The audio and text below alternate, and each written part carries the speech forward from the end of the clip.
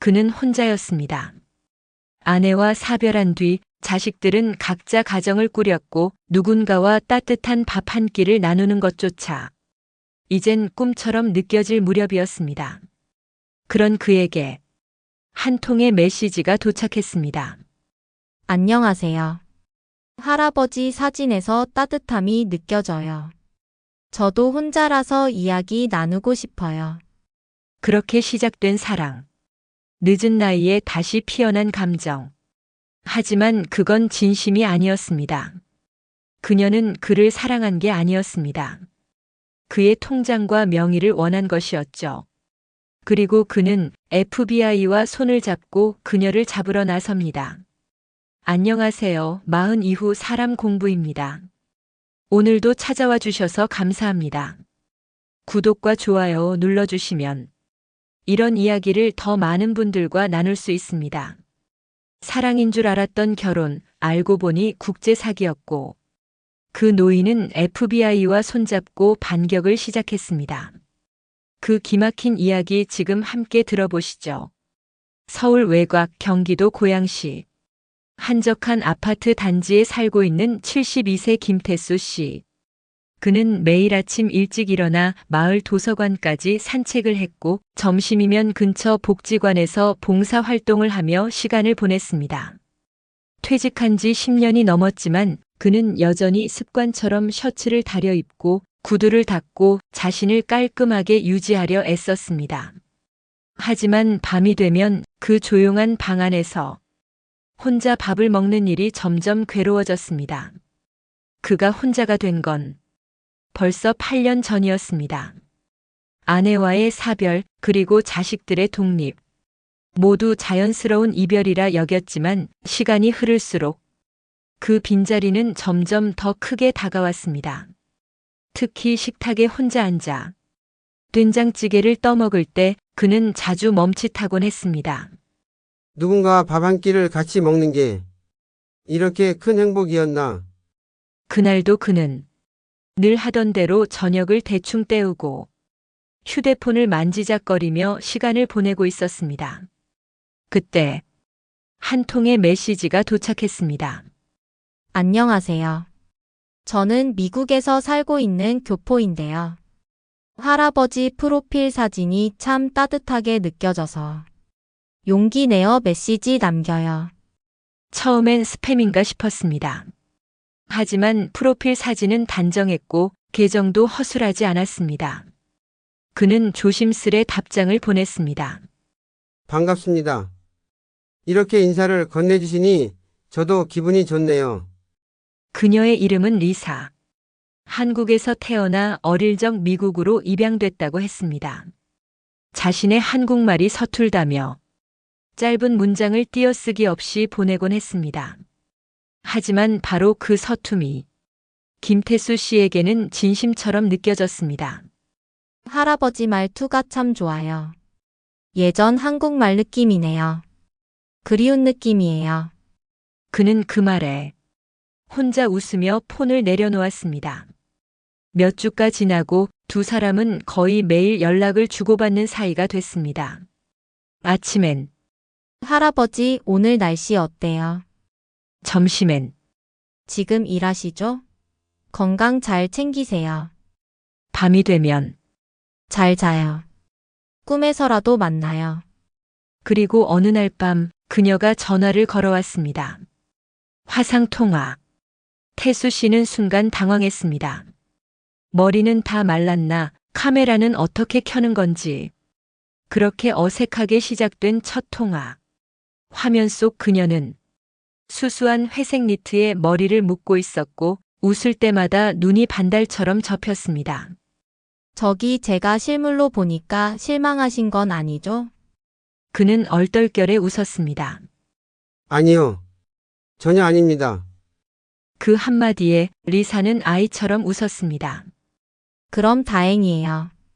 할아버지 목소리 들으니까 정말 기분이 좋아요. 그리고 그날 밤 태수 씨는 오랜만에 잠들기 전까지 미소를 지었습니다.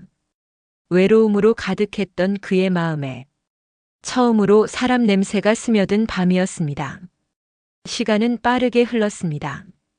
한 달이 지나고 그녀는 태수 씨에게 사진 한 장을 보내왔습니다. 창가에서 햇살을 받으며 커피를 마시는 모습. 그 사진엔 다음과 같은 문장이 함께 적혀 있었습니다. 요즘엔 할아버지 생각하면서 하루를 시작해요. 그리고 이어진 운명 같은 고백. 사실 한국에 들어가고 싶어요. 혼자보다는 할아버지랑 같이 살고 싶어서요.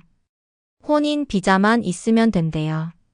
만약 괜찮으시다면 우리 결혼할 수 있을까요? 그 순간 태수 씨의 손이 떨렸습니다. 결혼이라는 단어. 오랜 세월 마음에서 지워졌던 말이 갑자기 현실처럼 다가왔습니다.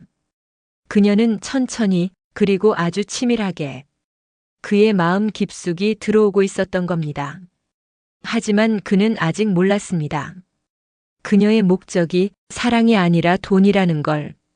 그날 밤 태수 씨는 한참을 잠 못 이루고 뒤척였습니다. 우리 결혼할 수 있을까요? 그녀의 마지막 메시지가 머릿속에서 맴돌았습니다. 오랜만에 찾아온 설렘, 그리고 동시에 밀려드는 수많은 걱정. 내가 이 나이에 무슨 결혼이람. 사람들이 뭐라 할까? 혹시 내가 착각하는 건 아닐까? 하지만 그보다 더 컸던 건 혼자가 아니라는 확신이었습니다. 며칠 뒤 그녀는 다시 연락해 왔습니다. 미국에서 혼자 있는 시간이 너무 힘들어요. 할아버지 목소리만 들으면 눈물이 나요. 그녀는 오고 싶다고 말하지 않았습니다. 함께 있고 싶다고 말했습니다. 그 차이가 태수 씨의 마음을 흔들었습니다. 그는 고민 끝에 한국행 항공권 비용을 대신 보내주었습니다. 그리고 며칠 뒤 리사는 인천공항에 도착했습니다. 첫 만남. 공항 게이트 앞. 태수 씨는 양복을 꺼내 입고 머리에 약간의 왁스를 발랐습니다. 손엔 꽃다발도 쥐고 있었죠. 마치 신혼 첫날같이 떨리는 마음으로 그녀를 기다렸습니다. 그리고 사람들 사이에서 조심스럽게 걸어오는 리사를 보았습니다. 진짜였습니다. 그녀는 존재했고 화면 속 모습과 다르지 않았습니다. 그녀는 그를 보자마자 웃으며 달려왔습니다. 할아버지 정말 뵙고 싶었어요. 그 순간 태수 씨의 모든 불안이 녹아내렸습니다. 그녀가 안긴 따뜻한 품에 그는 조용히 속삭였습니다. 정말 와줘서 고맙습니다. 두 사람은 며칠 동안 함께 맛집도 다니고 공원도 걸었고 사진을 찍고 조심스레 손을 잡기도 했습니다. 리사는 자주 눈물을 보이며 말했습니다. 여기 있으니까 너무 좋아요. 미국에서 너무 외로웠어요. 이제 한국에서 할아버지랑 살고 싶어요. 그리고 혼인신고를 하자는 제안은 자연스럽게 이어졌습니다.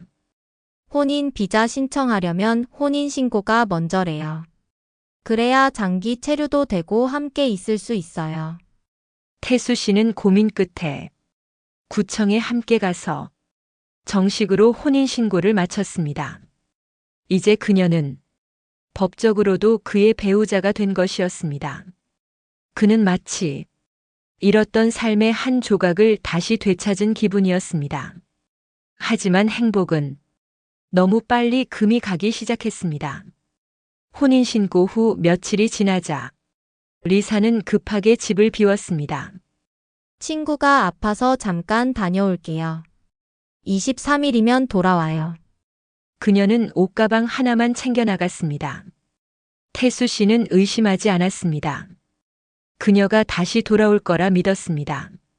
하지만 하루가 지나고 이틀, 사흘. 그녀는 돌아오지 않았습니다.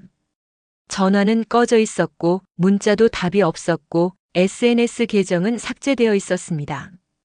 그가 마지막으로 남긴 메시지에는 읽음 표시조차 뜨지 않았습니다.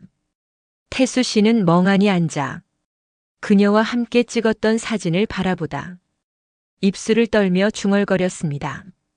설마가 진짜가 되는 거야. 며칠 후 은행에서 연락이 왔습니다. 그녀 명의로 등록된 공동계좌에서 인출된 4,300만 원. 그녀에게 명의대여한 휴대폰으로 개설된 대출계좌.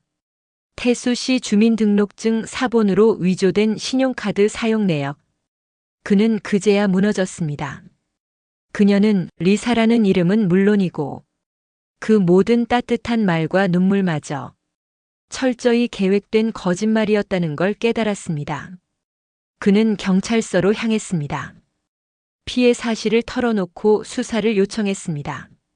하지만 담당 수사관은 이렇게 말했습니다. 이거요? 로맨스 스캠이에요? 요즘 시니어 분들 많이 당하세요? 구글 계좌, 해외 IP 추적이 거의 불가능해요? 이미 출국한 걸로 보이는데 잡긴 어려울 겁니다. 그날 집으로 돌아온 태수 씨는 한참을 현관에 앉아 신발도 벗지 못한 채 울었습니다. 그는 속은 게 아니었습니다. 버림받은 것이었습니다. 사랑이 아니었습니다. 따뜻한 말도 웃음도 모두 연기였습니다. 그는 철저하게 이용당한 사기 피해자였습니다. 하지만 그는 아직 모릅니다. 곧 자신의 인생이 완전히 뒤집힐 놀라운 제안을 받게 된다는 사실을. 리사가 사라지고 한 달. 김태수 씨는 이전보다 훨씬 더 고요하고 훨씬 더 말이 없어졌습니다. 평소 함께 봉사활동을 하던 복지관 직원이 말했습니다. 태수 어르신 요즘 안 보이셔서 걱정했어요. 어디 편찮으세요? 그는 대답하지 않았습니다. 대답할 말이 없었습니다. 그날 이후 그는 집 밖을 거의 나가지 않았습니다. 하루는 창문을 바라보다 중얼거렸습니다. 내가 대체 얼마나 바보였던 걸까? 이 나이에 이런 일을 겪을 줄이야. 그리고 그날 밤 그는 자기 자신에게도 말하지 못했던 가장 큰 감정과 마주하게 됩니다. 수치심이었습니다. 사랑이라 믿었던 시간, 그 따뜻했던 말과 눈빛, 그 모든 게 거짓이었다는 사실보다 더 끔찍했던 건 그 자신이 스스로 그걸 믿고 싶어 했다는 사실이었습니다. 그러던 어느 날 노트북을 켜 이메일함을 열던 태수 씨는 눈을 의심했습니다. FBI 서울지부 연락관 마이너스 국제사기 공조수사팀. 제목 김태수 씨. FBI는 당신의 협조가 필요합니다. 순간 누군가 또 사기를 치려는 건 아닌가 싶었습니다. 하지만 발신자의 서명, 도메인, 하단의 연락처 정보까지 그 어떤 스팸보다 정교하고 공식적이었습니다. 그는 조심스럽게 이메일을 읽어내려갔습니다. 김태수 씨, 당신이 겪은 일은 단순한 개인적 피해가 아닙니다. 리사라는 이름의 여성은 FBI가 3년째 추적 중인 국제 로맨스 스캠 조직의 주요 인물입니다. 당신의 사건은 현재 미국 국무부, 한국경찰청, FBI가 함께 공조 수사 중인 다국적 로맨스 프로드 사건과 연관되어 있습니다. 그녀는 당신을 속였지만 동시에 실수도 했습니다. 당신은 그녀가 만든 사기극 안에서 유일하게 직접 결혼을 하고 법적으로 신분이 연결된 협력 가능 대상입니다. FBI는 이 사건의 핵심 고리인 린 타워, 당신이 알던 리사를 검거하기 위한 작전에 당신의 도움이 절실합니다. 김태수 씨는 손을 덜덜 떨며 그 메일을 여러 번 읽었습니다. 그리고 혼잣말처럼 내뱉었습니다. 미국 FBI라고? 그 여자가 그런 조직 소속이었단 말이야. 순간 가슴속 깊은 곳에서 무언가가 스르르 일어나는 느낌이 들었습니다. 처음엔 겁이었고, 이어서 의심이었고, 그리고 마침내 분노였습니다. 그날 밤 그는 메일 하단에 적혀있는 연락처로 전화를 걸었습니다. 상대는 유창한 한국어를 구사하는 젊은 여성 요원이었습니다. 김태수 선생님 안심하세요. 저희는 실제로 한국경찰청 사이버수사대와도 함께 작업하고 있고 선생님의 모든 개인정보는 보호됩니다. 하지만 이번엔 선생님이 저희를 좀 도와주셔야 합니다. 그는 물었습니다. 내가 도울 수 있는 게 뭡니까? 요원은 망설이지 않고 말했습니다. 그녀가 다시 선생님에게 연락하도록 유도해 주십시오. 그게 시작입니다. 이제 선생님이 사기를 당한 피해자에서 사기범을 잡는 협조자가 되어 주셔야 합니다. 태수 씨는 조용히 숨을 들이마셨습니다. 그리고 곧 천천히 고개를 끄덕였습니다. 당한 채로는 못 살겠습니다. 끝까지 가보죠. 그 순간 지난 한 달간 눌러왔던 치욕과 분노, 자신을 향한 원망이 하나의 결심으로 바뀌었습니다. 내가 속은 것도 내 잘못이지만 더 이상은 당하지 않겠습니다. 그날 이후 김태수 씨의 일상은 달라졌습니다. 매일 아침이면 집 전화기가 점검되었고 노트북엔 FBI가 제공한 특수 보안 소프트웨어가 깔렸습니다. 집안 곳곳엔 작은 녹음 장치가 설치됐고 가장 친근했던 거실 탁자 밑엔 FBI 요원이 제공한 고성능 음성 녹취기가 부착되었습니다. 이제 그는 더 이상 혼자 사는 노인이 아니었습니다. FBI와 함께 거대한 사기 조직을 추적하는 협조자. 그에게 부여된 작전명은 FOX72. 조용히 움직이며 치명적으로 물어뜯는 여우. 그리고 그 숫자는 그의 나이 72세. FBI는 먼저 그녀와의 접점을 다시 만들어야 한다고 했습니다. 요원은 조심스럽게 제안했습니다. 이메일로 먼저 접근하시죠. 아쉽다는 감정, 미련이 남은 듯한 톤이면 충분합니다.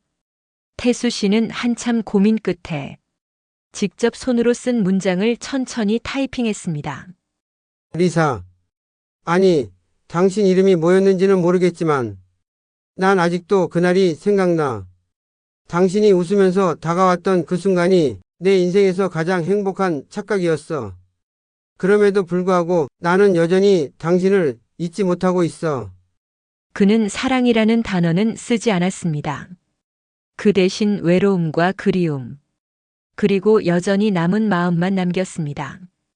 그 메일을 보내고 며칠 뒤, 기적처럼 답장이 왔습니다. 할아버지. 저 너무 죄송했어요. 그땐 정말 상황이 복잡했고 나도 어쩔 수 없었어요. 태수 씨는 이메일을 열어본 순간 주먹을 꽉 쥐었습니다. FBI 요원은 말했다. 잡혔습니다. 상대가 다시 꼬리를 물었습니다. 그녀는 서서히 다시 다가왔습니다. 처음보다 조심스러웠고 더 부드러웠고 더 간절한 척했습니다. 요즘은 저도 많이 힘들어요. 미국에선 살기가 너무 버거워요. 혹시 한국에서 작은 비즈니스 해보는 건 어떨까요? 그리고 이어진 한마디. 제가 믿을 수 있는 사람은 이제 할아버지밖에 없어요. FBI는 긴박하게 움직였습니다. 이번에는 그녀가 단독이 아니었습니다. 그녀 뒤에 또 다른 조직원이 있었고 그들은 태수 씨를 투자자로 끌어들여 새로운 피해자를 유인하려 하고 있었습니다. FBI 요원은 말했습니다. 내가 가진 돈은 많지 않아. 그래도 작은 사업 정도는 도울 수 있을 것 같아. 대신 직접 이야기해보고 싶어. 내가 직접 당신 친구도 만나보고 결정할게. 며칠 후 리사는 가짜 투자 브로커와의 화상회의를 제안해 왔습니다. FBI는 즉시 작전명 K-폭스 라이브를 실행했습니다. 모든 통화는 실시간으로 녹화되었고 통화 IP 추적과 통신 암호 해독 장치가 동시 가동되었습니다. 화상 통화 당일 태수 씨는 노란 셔츠에 다려 입은 자켓을 걸쳤습니다. 잔잔한 미소를 지으며 그녀에게 인사를 건넸습니다. 정말 반가워요. 다시 이렇게 얼굴을 보게 될 줄은 몰랐네요. 그녀는 화면 너머에서 웃었습니다. 예전과 똑같은 미소. 하지만 그는 이제 그 웃음의 값을 알고 있었습니다. 그녀는 말했다. 우리 이번엔 진짜 잘해봐요. 다시는 실망하게 하지 않을게요. 그 말에 태수 씨는 고개를 끄덕이며 대답했습니다. 그래요, 이번엔. 정말로 끝까지 함께 가야죠. 그 순간 FBI 요원들은 통신 라우트를 통해 그녀의 접속 위치를 확보했습니다. 필리핀 마닐라. 로맨스 스캠 조직이 은신하고 있는 장소. 그날 이후 태수 씨는 수차례의 통화와 메시지를 오가며 사기 조직 내부 구조와 통신 방식, 해외 가상화폐 지갑, 명예 대여 계좌 등을 FBI에 실시간으로 제공했습니다. 그의 정보는 수사에 결정적인 단서를 제공했고 수년간 잡히지 않던 린타오 일당의 실체가 드러나기 시작했습니다. 이제 그가 당했던 시간은 복수가 아닌 정의로 바뀌고 있었습니다. 그리고 그는 드디어 스스로에게 이렇게 말할 수 있었습니다. 나는 이제 속지 않는다. 오히려 내가 그들을 잡는 사람이다. 서울 미 대사관 옆 외교청사 지하 작전실. FBI 서울 연락관과 한국경찰청 사이버수사대, 그리고 미 국무부 소속 사이버 범죄 전담팀까지 모두 한자리에 모였습니다.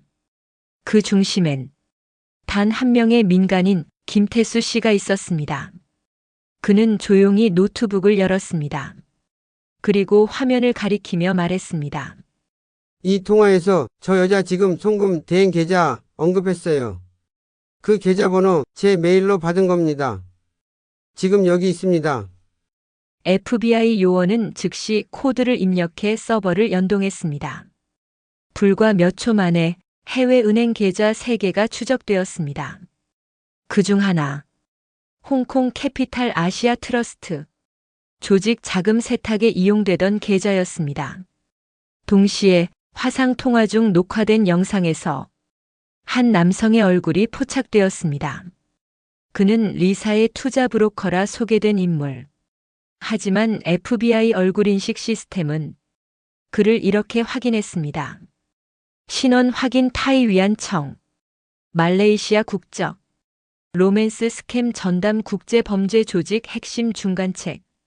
2018년부터 현재까지 총 1023건의 사기 시도 이력.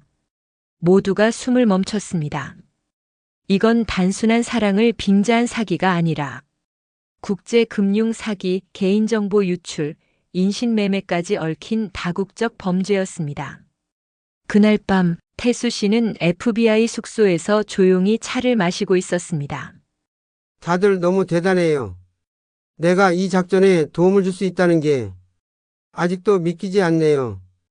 요원은 웃으며 말했습니다.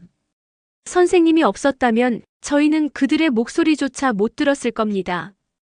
그리고 이틀 뒤 마침내 작전명 오퍼레이션 K-폭스 파이널이 가동됩니다.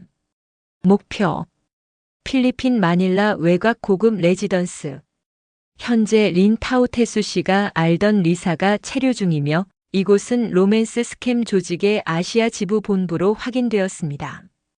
현장에는 FBI 국제기동팀, 필리핀 경찰청, 한국경찰청 파견 수사관까지 총출동. 작전은 새벽 5시에 시작됐습니다. 거센 빗줄기 속 지휘관이 무전기를 들고 말했습니다. 모든 팀 대상 확인. 침입 개시 3, 2, 1 진입. 폭음과 함께 철제문이 부서졌고 침입조가 순식간에 건물 내부를 장악했습니다. 방마다 쓰레기 더미와 현금 뭉치, 사용된 해외 명의의 휴대폰이 쌓여 있었습니다. 그리고 침대 옆 테이블에 앉아 있었던 그녀. 리사는 아무런 저항도 없이 포박되었습니다. 체포 당시 그녀가 내뱉은 말은 단 한 줄. 설마 그 노인이 그녀의 체포와 함께 로맨스 스캠 조직은 아시아 지부 전원이 검거되었습니다. 조직원 11명, 국내 피해자 26명, 국제 피해자 200여 명, 피해 금액 약 48억 원, 암호화폐 지갑 37개, 해외 페이팔 계정 53개 압수. FBI는 공식 발표에서 말했습니다. 이번 검거는 전 세계 시니어 로맨스 스캠 피해자 보호의 상징적 승리입니다. 이 사건은 피해자의 용기와 협조 없이는 불가능했습니다. 그리고 발표문의 마지막엔 이 문장이 적혀 있었습니다. 작전 협조자 김태수 대한민국. 그 소식이 한국 언론에 알려지자 SNS엔 수많은 댓글이 달렸습니다. 이게 진짜 시니어의 반격이다. 누가 감히 어르신을 속여? 이제는 어림없다. 우리 아버지도 이런 기사 보고 꼭 힘내셨으면. 며칠 뒤 태수 씨는 다시 평범한 일상으로 돌아갔습니다. 하지만 이제 그는 더 이상 피해자가 아니라 누군가를 지켜낸 사람이었습니다. 지하철 안 그의 옆자리에 앉은 젊은 남성이 인사를 건넸습니다. 실례지만 혹시 뉴스에 나온 그 어르신 아니세요? 저희 아버지도 얼마 전에 스팸 전화 받으셨는데 덕분에 피해 안 보셨어요? 감사합니다. 태수 씨는 멋쩍게 웃었습니다. 에이, 뭘 그런 걸. 그냥 내가 당하고 싶지 않았을 뿐이지. 하지만 그의 눈빛은 누군가를 대신해 막아낸 사람만이 가질 수 있는 빛이었습니다. 로맨스 스캠 조직이 체포된 뒤 김태수 씨는 다시 예전의 집으로 돌아왔습니다. 동네 슈퍼는 여전히 조용했고 복지관도 예전과 다를 것 없는 풍경이었습니다. 하지만 모든 게 같아 보였던 그 일상 속에서 단 한 사람만은 완전히 달라져 있었습니다. 바로 김태수 씨 자신이었습니다. 예전 같았으면 아침에 일어나 창밖을 멍하니 바라보다 다시 침대에 누웠을지도 모릅니다. 하지만 요즘에 그는 규칙적으로 일어나 새로 배운 스마트폰 기능으로 뉴스 앱을 열고 커피를 내려 마시며 하루를 시작합니다. 그가 자주 머무는 곳은 지역 치안센터나 복지관 강당, 시니어 범죄 예방 특강의 강사 자격으로 FBI가 직접 인증한 자문 협조자로 활동하고 있기 때문입니다. 내가 사기를 당했다고요. 그 말을 입에 담는 게 부끄럽고 수치스럽게만 느껴졌던 과거의 자신에게 그는 지금 이렇게 말합니다. 그건 당신 잘못이 아니야. 외로운 사람이 마음을 노리는 게 진짜 나쁜 놈들이지. 강연을 마치고 돌아가는 길, 김태수 씨는 쪽지를 하나 받습니다. 낯선 할머니가 슬며시 손에 쥐어준 손편지였습니다. 어르신 덕분에 저도 제 자신을 너무 자책하던 걸 멈추게 되었어요. 저도 딸한테 말 못하고 혼자 끙끙 앓았거든요. 그는 조용히 편지를 접으며 이 작은 글 한 줄이 수십 번의 박수보다 더 큰 힘이 된다는 걸 깨닫습니다. 그날 밤 그는 오래간만에 자신이 사기당했던 리사와의 사진을 꺼내봅니다. 화면 속 그녀는 여전히 환하게 웃고 있고 그때의 자신도 어리숙하게 웃고 있었습니다.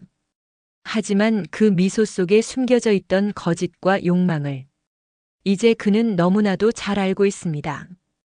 그땐 내가 그게 진짜 사랑인 줄 알았지. 지금은 알아. 사랑은 사람을 약하게 만드는 게 아니라 강하게 만드는 거라는 걸.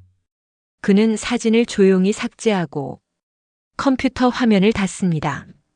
며칠 뒤 태수 씨는 방송국에서 연락을 받습니다. FBI와 함께 사기범을 검거한 한국인 어르신으로 다큐멘터리에 출연해 주실 수 있으실까요? 그는 잠시 생각하다 웃으며 말했습니다. 글쎄요, 나는 그냥 속고만 있기엔 너무 억울해서 한 일인데. 근데요, 혹시 이걸로 또 누군가가 자기 자신을 지킬 수 있다면 뭐 괜찮겠네요. 다큐 방송이 나간 날 밤, 그는 TV 화면 속 자신의 모습을 바라보며 말합니다. 김태수는 진짜 잘 버텼다. 그리고 천천히 소파에 등을 기대고 눈을 감습니다. 혼자 있는 방이지만 예전처럼 고요하지는 않았습니다. 왜냐하면 지금의 그는 더 이상 당하는 노인이 아니기 때문입니다. 누군가는 그를 비웃었을지도 모릅니다. 그 나이에 무슨 사랑이냐?